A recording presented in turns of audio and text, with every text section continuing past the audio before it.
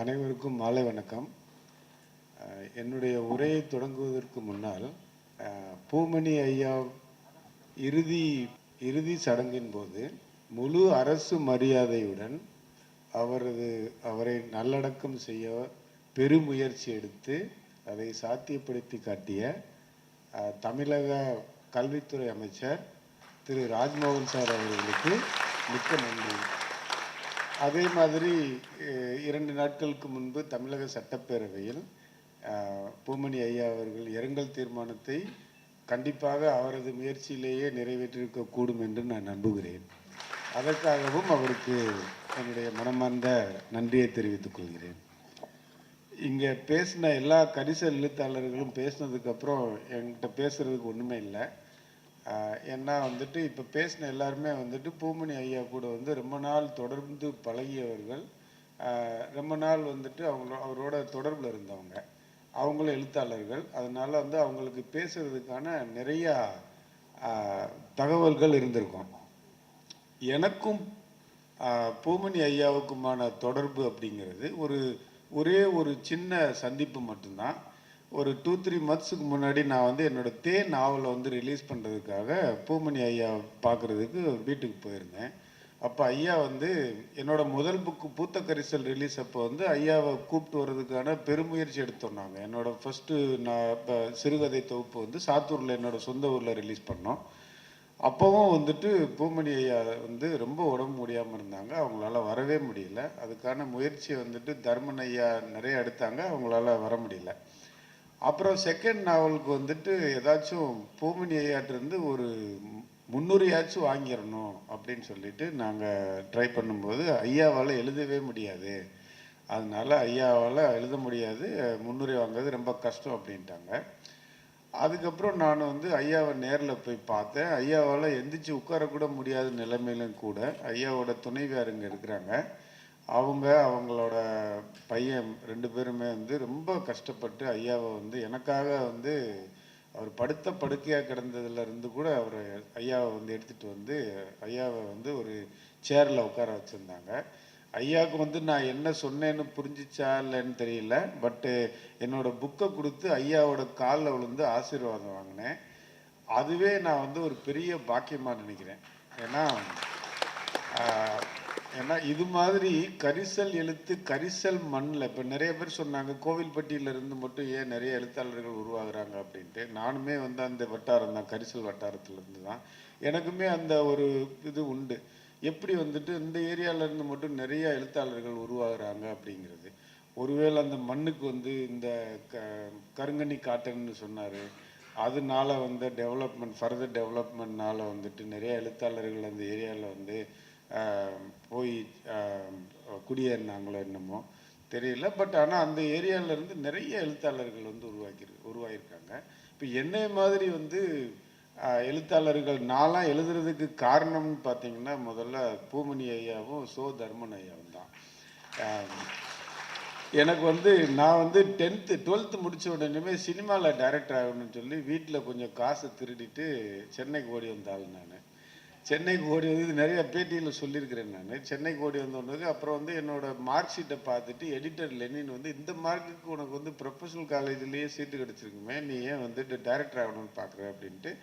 அப்புறம் ஏதோ ஆர்வ கோளாறில் நான் வந்துட்டேன்னு சொல்லி அவர் என்னை திரும்பி அனுப்பிச்சிட்டார். இது எல்லாருக்குமே தெரியும். அதுக்கப்புறம் எனக்கு அந்த எழுதுறதுக்கான ஆர்வம் இருந்துச்சு. அதுக்கப்புறம் நான் தமிழ்நாடு காவல்துறையில் ஒரு 4 வருஷம் ஒர்க் பண்ணேன். இப்போ இந்தியன் அட்மினிஸ்ட்ரேட்டிவ் சர்வீஸில் 21 வருஷம் ஒர்க் பண்ணிட்டேன். இன்னும் ஒரு 12 வருஷம் சர்வீஸ் இருக்குது. அப்போது இது நான் பணி நிமித்தமாக எல்லா இடத்துலையும் ஓடிக்கிட்டே இருக்கும்போது எனக்குள்ளே எழுதுறதுக்கான ஒரு தூண்டுதல் இருக்குது. பட் ஆனால் எழுதுறதுக்கான டைம் இல்லை, என்னால் எழுத முடியல. அப்போ தான் திடீர்னு அஞ்ஞாடின்னு ஒரு நாவலுக்கு சாகித்ய அகாடமி கொடுக்குறாங்க. அப்போ அஞ்ஞாடின்னு அப்படின்னு ஒரு நாவல்னு சொன்னோடனே எனக்கு என்னோட நண்பர்கள்லாம் சொன்னாங்க, இந்த நாவலை நீ வாங்கி படிக்கணும். ஏன்னா இந்த நாவல் நிகழ்கிற பகுதி கழுகுமலை, சிவகாசி, அந்த மாதிரியான கோவில்பட்டி, எட்டயாபுரம், இந்த மாதிரியான பரப்பில் தான் இந்த கதை நிகழ்து. நீ இதை கண்டிப்பாக படிக்கணும். ஏன்னா இந்த கதையில் அஞ்ஞாடி நாவலில் அந்த ஏரியாவில் வாழக்கூடிய இடைநிலை சாதிகள், தாழ்த்தப்பட்டவர்கள் என்று மற்றவர்கள் கருதி கொள்ளக்கூடிய சாதிகள், இந்த மாதிரி பல சாதிகள் வந்துட்டு அங்கே வாழ்கிறாங்க. அவங்களுக்குள்ள ஒருத்தருக்கு ஒருத்தர் வந்து எப்படி வந்துட்டு இணக்கமாக வாழ்கிறாங்க, ஒருத்தருக்கு ஒருத்தர் எப்படி சண்டை போட்டுக்கிறாங்க, அதை ஒட்டி நடந்த ஒரு நாடாருங்கிற ஒரு ஒரு சமூகம் வந்து எப்படி வந்துட்டு மேலெழும்பி வருது, அந்த அந்த சமூகம் மேலெழும்பி வரும்போது அவங்க என்னென்ன ப்ராப்ளம்லாம் ஃபேஸ் பண்ணுறாங்க, கழுகுமலை கலவரம், சிவகாசி கலவரம், இதை ஒட்டி நடந்த நிகழ்வுகள், இதெல்லாம் வந்து தரவாக வந்துட்டு ரிசர்ச் பண்ணி வந்து ஐயா எழுதியிருப்பார். இது சொன்ன உடனே நான் வந்து அஞ்ஞாடி நாவலை வாங்கி படித்தேன். படித்த உடனே நமக்குமே இது மாதிரி ஒன்று எழுதணுமே, நமக்கு இது மாதிரி நிறைய அதில் இருந்து நிறைய பாத்திரங்கள் வந்து இப்போ நீங்கள் கரிசல் எழுத்தாளர்கள் யார் எழுதினாலுமே அந்த கதையை நீங்கள் படித்து பார்த்தீங்க அப்படின்னா அந்த பகுதிகளில் வாழ்ந்தவர்களுக்கு தெரியும். அந்த கதையில் வர்ற கதாபாத்திரங்களில் ஒன்று ரெண்டு பேரை நம்ம வந்து எங்கேயாச்சும் பார்த்துருப்போம். நம்ம பார்த்தவங்களை ஞாபகப்படுத்துவாங்க, நினைவுபடுத்தக்கூடிய பாத்திரங்களாக தான் இருக்கும். அப்போ நான் அஞ்ஞாடி படிக்கும்போது என்னென்னா இது மாதிரி நம்மளும் பார்த்துருக்குறோமே, நம்ம எழுதலாமே அப்படின்ட்டு நம்மளும் எழுதலாம் அப்படிங்கிற ஒரு எனக்குள்ள ஒரு நம்பிக்கையை ஏற்படுத்தியது அஞ்ஞாடிங்கிற ஒரு நாவல். அதுக்கப்புறம் வந்து நெக்ஸ்ட் வந்து வெக்கைங்கிற நாவல் வந்து இப்போ இவர் வெற்றிமாறன் வந்து படமாக எடுக்கிறாருன்னு சொன்ன உடனேயும் அப்புறம் வெக்கை நாவல் வந்து வாங்கணும்னு பார்த்தேன். அப்புறம் அப்போ வந்து கிடைக்கல வெக்கை நாவல். என்னோட ரிலேட்டிவ் பசங்கள்லாம் எனக்கு வந்து அனுப்பிச்சி விட்டாங்க. இது சாஃப்ட் காப்பி வந்து அனுப்பிச்சி விட்டாங்க. சாஃப்ட் காப்பியில் வெக்கை நாவல் படித்தேன். இந்த 2 புக்கு தான் நான் வந்துட்டு பூமணி ஐயா எழுதின புக்கில் படித்தது. சிறுகதைகள் நிறையா சொன்னாங்க. ராமகிருஷ்ணன் சார் சொன்னார், உதயசங்கர் சார் சொன்னார். இந்த மாதிரி சிறுகதைகள்லாம் நான் நிறைய படிக்கலை. பட் இந்த 2 நாவலுமே எனக்குள்ள ஒரு பெரிய தாக்கத்தை ஏற்படுத்திடுச்சு. அதுக்கப்புறம் வந்து இவர் நம்ம சோ தர்மன் ஐயாவோட எல்லா நாவலுமே நான் படிச்சிருக்கேன். அவர் சிறுகதை தொகுப்பு எல்லா நாவலுமே படிச்சிருக்கேன். ஸோ இவங்க 2 பேருமே ரிலேட்டிவ். தர்மன் ஐயாவோட தாய்மாமன் வந்து பூமணி ஐயா. ஸோ இவங்க 2 பேரும் எனக்குள்ளே ஏற்படுத்தின தாக்கம் தான் நான் வந்து ஒரு தே அப்படிங்கிற ஒரு நாவல் எழுதுறதுக்கு எனக்கு தோணுச்சு. இப்போ வந்து நான் வந்து ஒரு 1942லேருந்து 46 வரைக்கும் மேற்கு வங்காளத்தில் அப்போ பிரிக்கப்படாத வங்காளத்தில் நடந்த ஒரு கலவரம், அந்த டைரக்ட் ஆக்ஷன் நேரடி நடவடிக்கை நாளை ஒட்டி நடந்த கலவரங்களும் அதுக்குள்ளே ஒரு லவ் ஸ்டோரி வச்சு ஒரு கதை எழுதியிருக்கிறேன். அது வேடியப்பன் சார் வந்து இப்போ பிரிண்டிங்கில் இருக்குது. இதுதான் எனக்கும் பூமணி ஐயாவுக்குமான தொடர்பு, ஒரு சின்ன தொடர்பு. ஆனால் பூமணி ஐயா எனக்குள்ளே ஏற்படுத்தின தாக்கம்ங்கிறது வந்து அளவிட முடியாதது. அதனால தான் பூமணி ஐயாவுக்கு இந்த மாதிரி ஒரு விழா ஏற்பாடு செஞ்சுருக்கோன்னு வேடியப்பன் சார் சொன்ன உடனேயுமே நான் வந்து இல்லை கண்டிப்பாக நான் வருவேன், எனக்கு கல்கத்தாலேருந்து நான் இந்த விழாக்காகவே வரேன்னு சொல்லி ஒத்துட்டேன் நான். அதுக்கப்புறம் இன்னொன்று இந்த விழாவுக்கு நான் வர்றதுக்கு இன்னொரு முக்கியமான காரணம் வந்து என்ன அப்படின்னா, பூமணி ஐயாவை வந்து அவர் எழுதிக்கிட்டு இருந்த டயத்தில் வந்து அவரை ஒரு தலித் எழுத்தாளருங்கிற ஒரு அடையாளத்துக்குள்ளே வந்துட்டு அடைக்கிறதுக்கான நிறைய முயற்சிகள் நடந்துச்சு. இது வந்து நம்ம தமிழ் இலக்கிய உலகத்தில் இது வந்து ஒரு சாபக்கேடுவான்னு தெரில. ஒரு தலித் எழுத்தாளர், இவர் வந்து ஒரு தலித் எழுத்தாளர் அப்படிங்கிற மாதிரி ஒரு குறுகிய வட்டத்தில் வந்து அவர் அடைக்கிறதுக்கான முயற்சிகள்லாம் நிறைய நடந்துச்சு. அதை வந்து ஐயா வந்து ஒருபோதும் ஒத்துக்கிறல. அதை வந்து ஐயா வந்து ஒருபோதும் ஒத்துக்கிறல. எழுத்துல என்ன எழுத்து? தமிழ் எழுத்து தான் எழுத்து வந்து தமிழ் எழுத்து தான். இதில் என்ன தலித் எழுத்துன்னு ஒன்றும் கிடையாது. இப்போ அப்படி பார்த்தா நம்ம தலித் எழுத்துன்னு சொன்னோம்னா திருக்குறள் தான் முதல் தலித் எழுத்து இலக்கியம் இல்லையா? இப்போ திருக்குறள் வந்து முதல் தலித் இலக்கியம். ஏன்னா அதை எழுதினவர் வந்து திருவள்ளுவ பறையனார். அப்போ அவர் எழுதினது வந்து தலித் இலக்கியமாக இருக்கணும். அப்போ எப்போல்லாம் வந்துட்டு நாடார் இலக்கியம், கோனார் இலக்கியம், செட்டியார் இலக்கியம், இவர் மற்ற இலக்கியங்கள்லாம் வரும் அப்படி வந்துச்சு அப்படின்னு சொல்லி சொன்னால் அப்போ வேணால் நான் ஒத்துக்குருவேன். இந்த மாதிரி ஒரு தலித் இலக்கியம்னு ஒன்று இருக்குது அப்போன்னு ஒத்துக்கலாம்.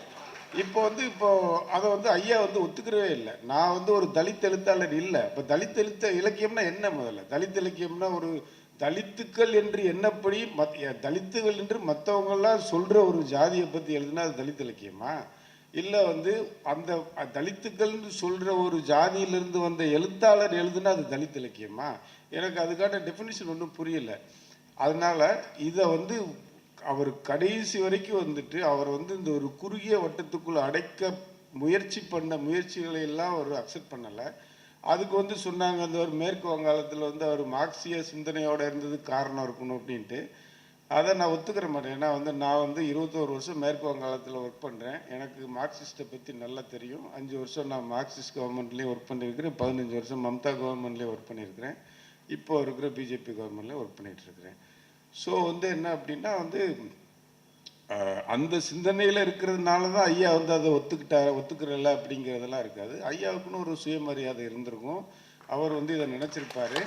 இந்த மாதிரி நம்ம எழுதுறது வந்து தமிழ், நம்ம வந்து எழுதுறது தமிழ் எழுத்துக்கள், தமிழில் வந்து தலித் எழுத்துக்கள்னு ஒன்றும் இல்லை. ஸோ இதை வந்து நம்ம சொல்லணும். நான் வந்து ரொம்ப மரியாதை வந்து பூமணி ஐயா மேலே எனக்கு வந்து அளவிட முடியாத மரியாதை வந்ததுக்கு காரணம் இந்த ஒரு ரீசன் தான். அந்த ரீசனுக்காகவும் தான் நான் இங்கே வந்தேன். ஐயாவோட இறுதி சடங்குல என்னால் கலந்துக்கிற முடியல. ஆனால் வந்து இந்த நிகழ்ச்சியில் நான் கலந்துக்கிட்டது எனக்கு மிகுந்த மனநிறைவு கொடுக்குது. அவரோட ஆன்மா சார்ந்த இடையிலும் எல்லாருக்கும் வணக்கம். தேங்க்யூ.